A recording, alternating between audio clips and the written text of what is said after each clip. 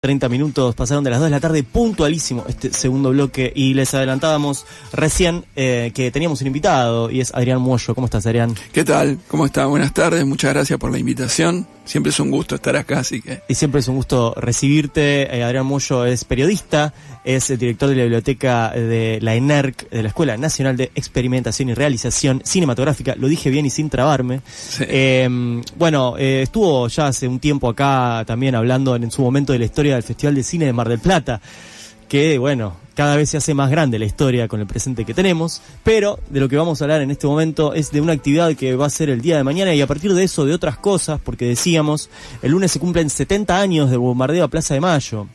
Algo que quizás la audiencia de FM La Tribu lo conoce, pero es algo que ha tenido una representación audiovisual bastante escasa. ¿Es así, Adrián, o es una mirada que tenemos nosotros? No, digamos, primero que las imágenes documentales que existen de noticieros de la época son muy pocas y en general se repiten las mismas. Hay alguna excepción, por ahí en Sinfonía del Sentimiento de Fabio hay algo más que uno pueda ver, o lo que reconstruyó Fabio en el propio Gatica, pero digamos, son imágenes que incluso permanecieron fuera del acceso público durante mucho tiempo, porque en las dictaduras que sucedieron al gobierno del Perón, esas imágenes se podían mostrar. Las muestras sí solanas en la Hora de los Hornos, pero es cierto que no ha habido una producción, ha habido producciones documentales que se refieren a ese hecho. Ha habido pocas producciones de ficción que se refieren a ese hecho. Claro, porque lo que solemos pensar en nuestra historia reciente son las películas sobre la dictadura, a partir de la dictadura, como que ese periodo está representado en cantidad indiscutiblemente, pero quizás la historia previa a eso, digamos, los golpes previos, fundamentalmente este suceso tan impensado, digamos, todavía cuesta pensar que hoy en día pueden pasar unos aviones de tus mismas Fuerzas Armadas, claro, tirando bombas sobre la Plaza de Mayo, con gente, con un colectivo lleno de niños, digamos, para quienes no lo sepan, queriendo obviamente llegar a Perón, esas bombas, y dejando un tendal de muertos en plena luz del día. Sí, lo que pasa es que, digamos, es un hecho que, es verdad, los oyentes de la radio, nosotros lo conocemos, pero no es conocido a nivel popular, incluso en las escuelas, no sé ahora, pero cuando yo hice el secundario de eso no se hablaba. Yo lo sabía por el relato familiar. No era un tema casi tabú. Entonces, es más, cuando nosotros, muchas veces pasa que con el terrible atentado de la AMIA se dice el mayor atentado terrorista de la historia, y en realidad el mayor atentado terrorista de la historia, no desmereciendo el desastre de la AMIA, que es algo muy doloroso y que todavía no ha tenido reparación, como el del 55. Claro. Ninguno de los dos hechos, ni la AMIA en el 94, ni el bombardeo de Plaza de Mayo en el 55, tuvo castigo de los culpables. O sea, incluso vos hablabas de la gran producción documental que hay sobre la última dictadura. Muchas personas militares que participaron de la dictadura, que fueron protagonistas de la dictadura, como Emilio Macera, participaron del bombardeo a Plaza de Mayo. Y también tiene que ver con algo de cierta normalización de la violencia política, ¿no? Porque el golpe, como el golpe del 76, se instaló la cuestión real de que fue un golpe cívico-militar, el del 55 también lo fue. También fue un golpe cívico-militar. Claro. O sea, hubo gente de diferentes partidos políticos opositores al peronismo que participaron en los autodenominados comandos civiles, que estuvieron activos en el día del bombardeo, y en el golpe de septiembre, de 3 meses después, del 16 de septiembre también hubo una participación que después, en esta cuestión de normalizar la violencia y normalizar los golpes, esos partidos políticos le dieron sustento legal a esa dictadura, porque formaban parte de una comisión asesora de las leyes que iba generando la dictadura, y había figuras como Zabala Ortiz, que después termina siendo canciller de Ilia, o Alicia Moró de Justo, una figura del Partido Socialista que formó parte de las comisiones de legislación de la dictadura de Aramburu.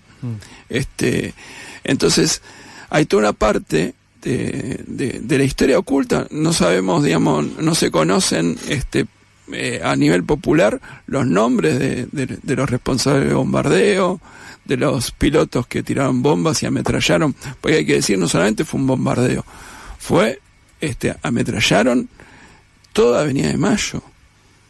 O sea, ametrallaron Avenida de Mayo del Congreso hasta la Plaza de Mayo. A veces no tenemos conciencia de eso. Hay lugares de la Plaza de Mayo y las inmediaciones donde todavía se pueden ver los agujeros de bala sí. de ese día. Mira, yo venía acá en el 24 para venir para la radio. Yo vivo en Avellaneda y veníamos por el Bajo. Y para que la gente se ubique, cuando va a agarrar la vuelta de Paseo Colón ahí, si uno mira para el Ministerio de Economía, se ven las marcas en el mármol, porque en otros lugares se ha podido ocultar porque, bueno, era cemento, claro. Pero en el mármol no, se ha puesto algo, pero digamos, se nota el lugar donde están los tiros. O sea, incluso mucha gente murió porque se asomaba a las ventanas y los aviones ametrallaban las ventanas de los ministerios. O sea, fue un hecho tremendo, un poco lo que contabas también de un grupo de chicos que venían a conocer la casa de gobierno y voló el micro en el que venían. Es un hecho, digamos, que hoy nos cuesta pensar. Buenos Aires bombardeada, que también es digamos, el prólogo del golpe del 76, y te diría que el prólogo del golpe del 73 en Chile, que cuando vemos las imágenes del Palacio de la Moneda en Chile bombardeadas, bueno, tuvo el antecedente, era el bombardeo de la Plaza de Mayo. O sea, ya se había podido hacer, habían quedado impunes los responsables, al punto que cuando se produce el golpe de septiembre, ellos se habían ido a refugiar a Uruguay y son recibidos como héroes. Eso sí, hay filmaciones. Hay filmaciones cuando los reciben en el barco y los abrazan como héroes, y eran asesinos, hay que decirlo. Bombardearon población civil sin miramiento. No fue un enfrentamiento entre militares, si bien hubo obviamente represión por parte del ejército leal a Perón y las Fuerzas Armadas leales a Perón, combatieron con los golpistas, pero en el medio hubo cantidad de obreros, gente que andaba por la calle, en la zona que hoy también está en conflicto, la zona donde está un café con Perón y el Instituto Juan Domingo Perón, que lo acaba de cerrar el gobierno ilegalmente. Bueno, en esa zona estaba, donde está la Biblioteca Nacional, estaba la residencia presidencial, ahí es donde muere Eva Perón.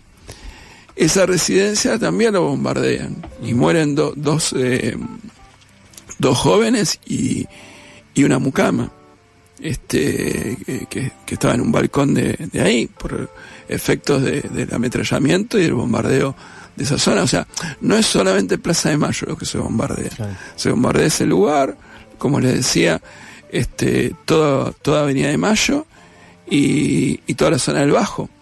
Todo lo que nosotros conocemos del Bajo, de la Recoba, todo, como muchos aviones venían del lado del río, tiraban las bombas y ametrallaban desde ese lado. Había una YPF en la zona de lo que sería ahora las plazoletas de enfrente al CCK. Sí.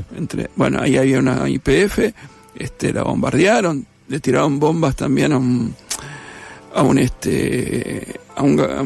depósito de gas que había en la entrada de Buenos Aires, ahí por la General Paz, que no explotó la bomba, si no hubiese estado hablando de miles de muertos. Entonces es un hecho, pero que, como otros hechos de la historia de Argentina, no tuvieron su reflejo en el cine. Bueno, eso te quería preguntar. Estamos hablando con Adrián Muollo, periodista, que sabe mucho, por eso queremos hablar en general de casi todo con él. Pero quería preguntarte eso, cómo en la historia del cine argentino, cómo fue esa relación entre la historia, los grandes sucesos históricos, vamos a decir, del cuentito incluso que se cuenta de la conformación de la nación y de todo el siglo XIX y principios del siglo XX, con el cine. ¿Tuvo su representación? Sí, tuvo su representación desde los comienzos del cine argentino, el comienzo argumental del cine argentino, la Revolución de Mayo, el fusilamiento de Dorrego,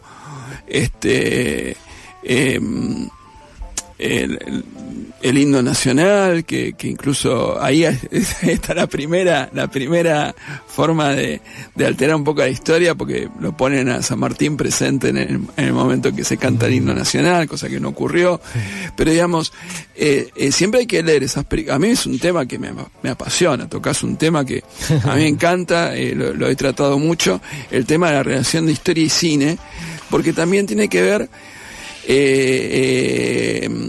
con una lectura de esa época. Las películas históricas hay que verlas no solamente en función de la época que retratan, sino de la época en que son producidas.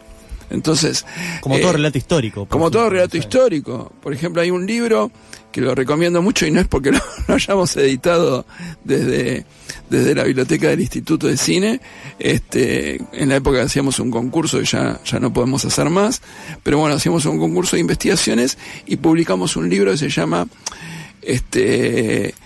Obra y vida de Sarmiento en el cine, de Nicolás Suárez. Y ahí nos encontramos con... Es muy interesante leer ese libro porque analiza las diferentes derivas de la figura de Sarmiento en el cine. Y bueno, hubo un Sarmiento peronista. Mirá. O sea, en el año 44, cuando todavía Perón no había llegado al poder, pero no había llegado al gobierno como presidente, era la época que él era secretario de Trabajo y Previsión, en los tiempos del golpe del 43.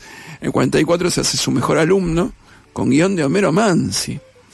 Y ese Sarmiento es un Sarmiento rescatado como una figura de reivindicación de la educación pública. Claro. Es otro Sarmiento, es un Sarmiento que incluso después vuelve a aparecer, interpretado por el mismo actor. Me sale Miguel Ariño, ¿no? Bueno, ya me voy a acordar. Va a salir. Pero famosísimo, un actor famosísimo. Enrique Muñoz. Enrique Muñoz, totalmente. Claro. Enrique Muñoz, que lo interpreta ahí, y en otro guión de Mansi, que termina siendo el guión póstumo de Mansi, que es Escuela de Campeones, que es la que muestra el surgimiento del fútbol en Argentina. Sí. Entonces aparece ahí Muñoz siendo el Sarmiento. Y el libro, bueno, es muy interesante de Sarmiento en el cine, porque después del golpe es cuando empiezan a equiparar a Perón con Rosas. Entonces Sarmiento se vuelve antiperonista. Claro. Es una figura que toma el antiperonismo.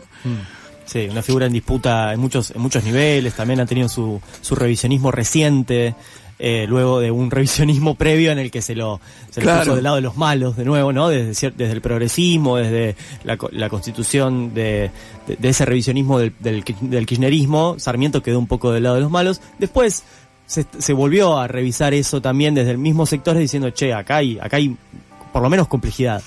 Es que es complejo. La generación del 80 es la generación que pone la educación y la salud pública en un proyecto distinto del país. Era otro, digamos, si lo vamos a traer a términos de la época, a términos de inclusión, y lo que querían hacer era homogeneizar la sociedad que recibía ese enorme flujo inmigratorio. Entonces querían integrarlos completamente a la sociedad. Entonces necesitaban que la salud y la educación fueran públicas, para que hubiera un mínimo nivel de educación y salud, para que los trabajadores estuvieran sanos e instruidos. Necesitaban eso. Que eso, incluso, una digresión, influyó en el propio desarrollo del cine en la Argentina, porque, digamos, Argentina tiene la posibilidad de tener películas subtituladas de los comienzos del sonoro, porque había un alto nivel de alfabetización que venía en base a esos pilares que había puesto la generación del 80. Entonces son cuestiones complejas, pero también la generación del 80 es la que trae los restos de San Martín. Pero es un San Martín militar, honesto, que lo fue, o sea, un tipo honesto, todo, pero despolitizado. Claro. Es la que genera el San Martín despolitizado. El buen tipo. Claro, el buen tipo, transparente. o sea, transparente. Fíjate que Arturo Mom, en 1939, hace el primer largo sonoro dedicado a San Martín. Y es una figura, claro, de un momento está filmado en plena época infame esa película. Entonces, es un San Martín intachable, a tal punto que en esa época se solían hasta mostrar los trajes de época y los trajes militares sin ninguna mancha, ¿no? Cuando uno se imagina que tenían que estar cubiertos de polvo. Sí. Todo. Una imagen bastante lavada. Después tenemos, siguiendo con la figura de San Martín, tenemos todo el ciclo histórico de Leopoldo Torre Nilsson. De Torre Nilsson, de fines de los 60 y comienzo de los 70, que es muy interesante. Yo recomiendo volver a porque Leopoldo Torre Nilsson, padre de la generación del 60, era un cineasta moderno, digamos. Era un cineasta moderno. Medio que hace el clic entre el cine clásico y la modernidad de los 60. Claro. Pero hace este ciclo de películas que hay que decir la verdad, él las hizo más por una convicción económica. Claro. Porque eran películas que se hacían con la presencia de representantes de las Fuerzas Armadas en el set. Claro. Por ejemplo, cuando él hace El Santo de la Espada, había militares del Instituto San Martiniano revisando cada escena que se filmaba y decían que iba y que no iba, con lo cual estuvo muy condicionado él con esta película y con la película que usa el mismo actor para hacer dos personajes distintos, que es Alfredo Alcón hace de San Martín en El Santo de la Espada y de Güemes en Güemes La Tierra en Armas, que el otro día veía una publicación en Instagram que decían, ¿a qué no saben que Mercedes Sosa hizo de Juana Zurduy? Y hace de Juana Zurduy ahí. Y es un ciclo, claro, que está atravesado, como les decía antes, por las tensiones en el momento que se produce, porque de alguna manera la dictadura de Onganía, que tenía veleidades fundacionales de fundar una nueva Argentina, ellos se autodenominan como la Revolución Argentina, quieren generar un pasado con el cual conectarse, claro. Y promueven todo este tipo de películas donde la cuestión política de la revolución misma, de la independencia, está algo lavada, ¿no? Incluso la cuestión política de San Martín parece un militar que lo único que hace es ganar batallas para liberar el continente, pero nada más. No se ve un militar, digamos. Otra cosa. Ahí hay que hacer la excepción con una película que sí fue a contracorriente Hubo dos películas, una hecha por Jorge Cedrón, que se llama Por los Caminos del Libertador, que recorre todos los diferentes lugares por donde estuvo San Martín, y tiene una perspectiva distinta a este canon que se quería instalar. Y otra es una película que yo recomiendo ver, que se llama Bajo el Signo de la Patria. Es una película hecha por René Mujica, con Ignacio Quirós como Belgrano, que cubre el periodo en que Belgrano se hace cargo del Ejército del Norte hasta la victoria en Salta. Es interesantísima esa película, se la recomiendo mucho porque incluso ese guión estuvo supervisado por el Instituto Belgraniano. Yo conocí al autor del guión, que era Isaac Eisenberg. Él no pudo firmar el guión con su nombre porque iba a detectar que era judío y los militares iban a poner problemas. Entonces lo firmó como Ismael Montaña, porque Eisenberg quiere decir montaña de acero en alemán. Cuando lleva el guión, lo leen los militares y le dicen, pero discúlpeme, ¿este guión quién lo escribió? ¿Mao? ¿Por qué? Porque plantea un Belgrano muy realista, muy revolucionario. Incluso a mí me tocó hablar con Enrique Liporache, que trabaja en la película, que muchos lo deben conocer por Bolivia y por un montón de películas más recientes, pero él trabajó en el cine argentino desde los comienzos de los 70, y Liporache hace, esto palabra del propio Liporache, me decía, yo hice a mano izquierda de Belgrano, entonces era el tipo, el ejecutor de la revolución, y hay una escena pero interesantísima, que no sé cómo pasó la censura de la época, pero es un momento que van a requisar una estancia de un realista, de un conspirador en contra de la revolución, le expropian todo, y cuando la partida se va a caballo se sienten los tiros del fusilamiento del realista. No se ven en el plano, pero obviamente son los tiros del fusilamiento del realista. Bueno, esa película se estrenó, fue, como toda la época, un éxito en el cine, pero es muy interesante verla, porque sí es una representación bastante fiel a la historia. Y después habría que dar el salto a la época del kirchnerismo con Revolución en el cruce de los Andes, ¿no? Claro. Para seguir hablando de este periodo de independencia. Y ahí ocurre también una curiosidad. Hay un texto que yo incluso lo trabajé en un artículo muy famoso de San Martín, el de Seamos libres y lo demás no importa nada, sí, ¿no? Pero que se suele citar y pocas veces se pone el contexto en que San Martín redacta esa proclama, que era un país ya en el comienzo de sus guerras civiles y con la posibilidad de que hubiera una expedición española a reprimir la revolución. O sea, hay una posibilidad cierta. Esa expedición española después no sale de España, pues se produce un levantamiento dentro de los conflictos civiles que tenía España en ese momento. Pero los agentes secretos que la revolución tenía en España estaban informando que se estaba preparando un ejército, y San Martín saca esa proclama en ese contexto donde busca una unidad nacional que no había en ese momento. Lo interesante de Revolución en el cruce de los Andes, que toma un periodo anterior, son hechos 2 años antes de esa proclama, es que el discurso que hace Rodrigo de la Serna antes de Chacabuco, Leandro Ipiña, que es el director de la película, se inspiró en esa proclama. Yeah.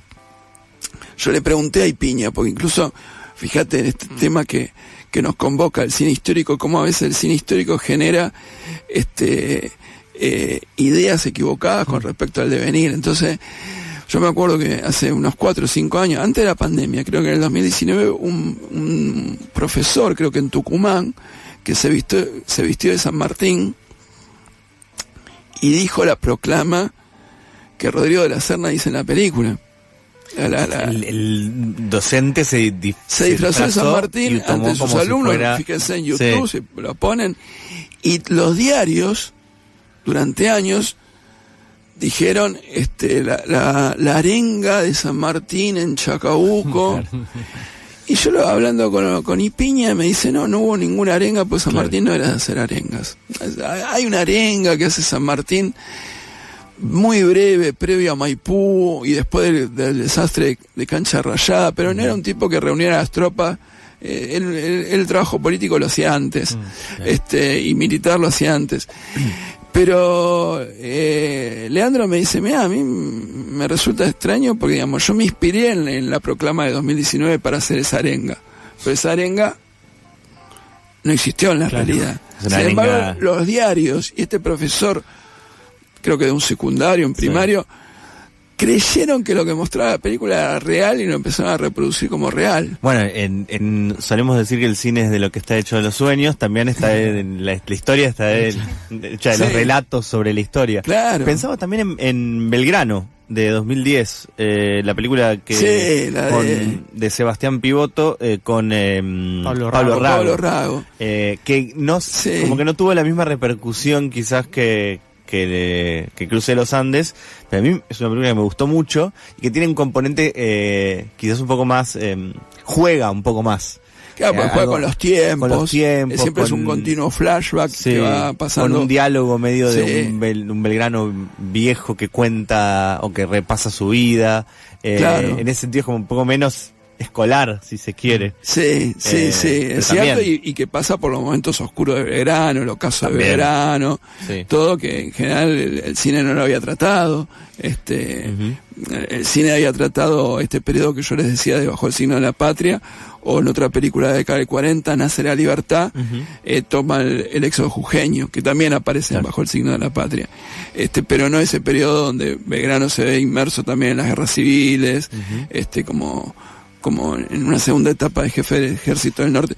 Sí quedó opacada, me parece, porque Revolución tiene la espectacularidad del cruce de los Andes, y para mí tiene una actuación extraordinaria de Rodrigo de la Serna, porque yo creo que es un acierto el acento español de San Martín.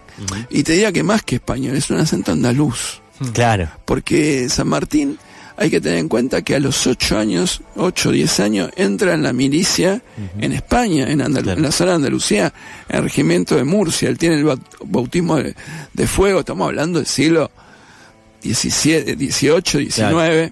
O sea, él empieza en el fines del siglo XVIII en la milicia, y el bautismo del fuego los tenía a los 12 años. Claro. Entrabas en combate en esa época. Es otro mundo completamente para pensar. Igual el ejemplo de la manera de hablar de San Martín, ahora con mis alumnos en la escuela secundaria, por ejemplo, les digo como Garnacho, ¿no? Le digo Garnacho, el jugador de fútbol, le digo, viste que es un argentino pero que habla en español. Claro. Y dicen, San Martín hablaba así, viste. Es como una seguro, porque imagínate. Cuesta como hacer la asociación y les sirve el recurso. El de los 8 años a los 32, creo, si mal no recuerdo, estuvo en España. Claro. Es más, era un héroe de guerra, en las guerras contra Napoleón, había sido condecorado.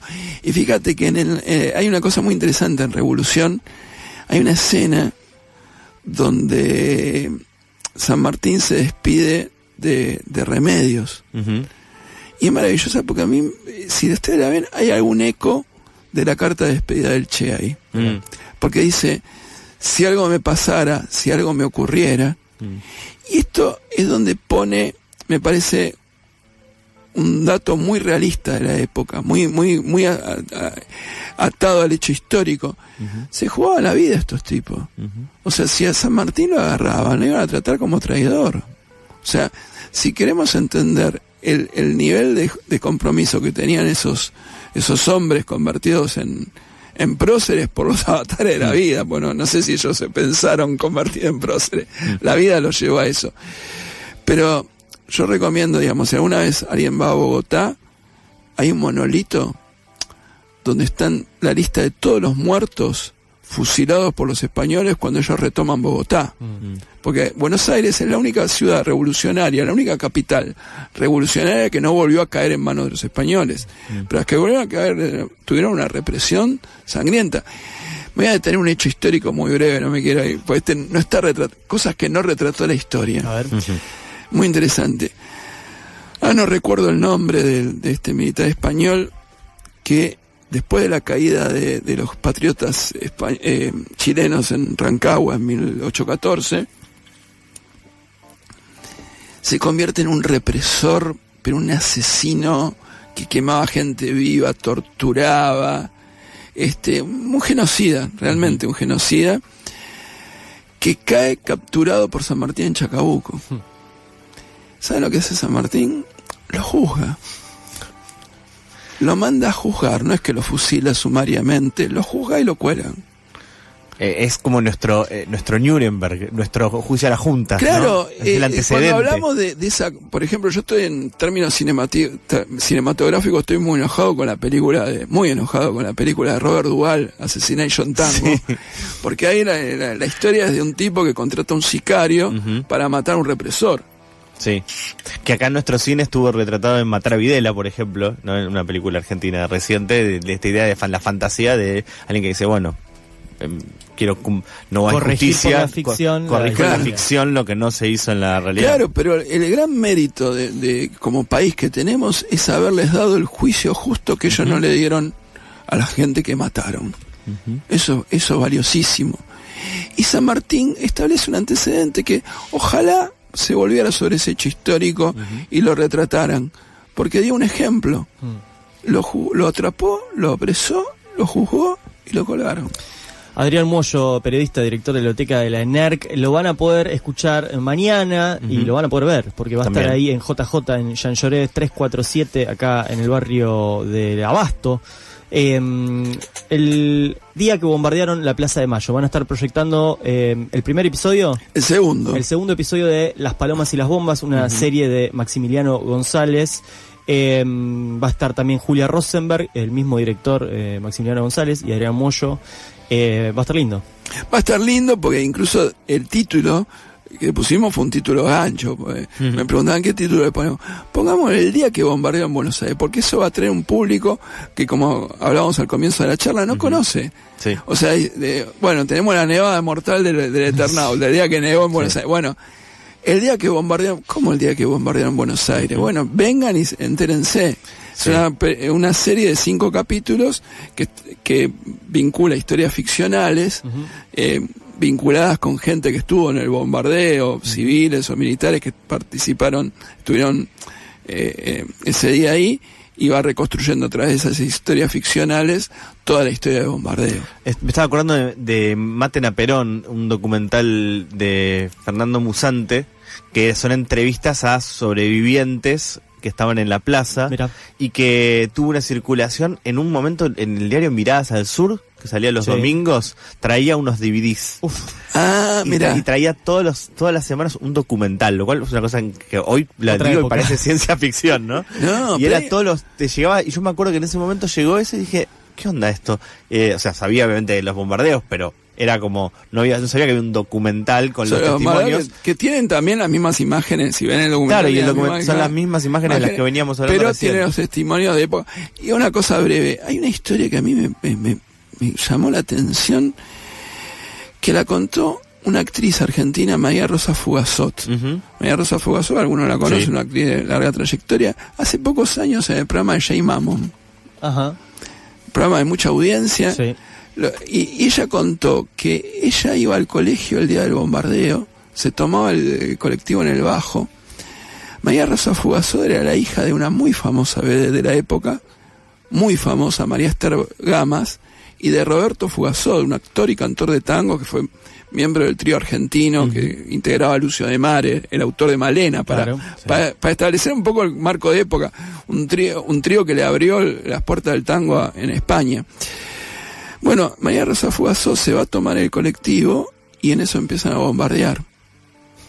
Entonces un muchacho la toma, un joven, la mete en un subsuelo donde se meten varias personas. Pasan horas, porque los bombardeos duraron horas. Fueron varias oleadas. Y en el momento que piensan que ya el bombardeo terminó, ellos suben por el bajo, por la inclinación, la calle inclinada, suben arrastrándose y vuelven a la casa. Para esto ahora, y el tipo se despide de ella nunca supo quién era ese tipo. Ahora, ella iba a un colegio que estaba del otro lado, creo que por la calle Sarmiento, y cuando para el bombardeo, la madre, María Esther Gamas, se va al colegio y no la encuentra. Cuando vuelve a la casa, tampoco la encuentra, y ahí vuelve ella al atardecer de ese día. ¿Saben lo que cuenta María Rosa Fugazot? Dice que la madre estuvo muda un mes. Del impacto psicológico que le había provocado haber pensado que había perdido a su hija. O sea, eso también tenemos que tener en cuenta, las consecuencias físicas. Cantidad de gente murió meses después del bombardeo y cantidad de gente quedó tullida, mutilada, y son cosas que se han mantenido ocultas durante mucho tiempo. Entonces la actividad de mañana va a estar bueno que vengan para hablar con una historiadora, hablar con Maxi González, que hizo la serie, y que hablemos un poco de este tema y se conozca más esa parte tan oscura de nuestra historia. Gracias, Adrián, por la nueva visita. Hasta la próxima. Bueno.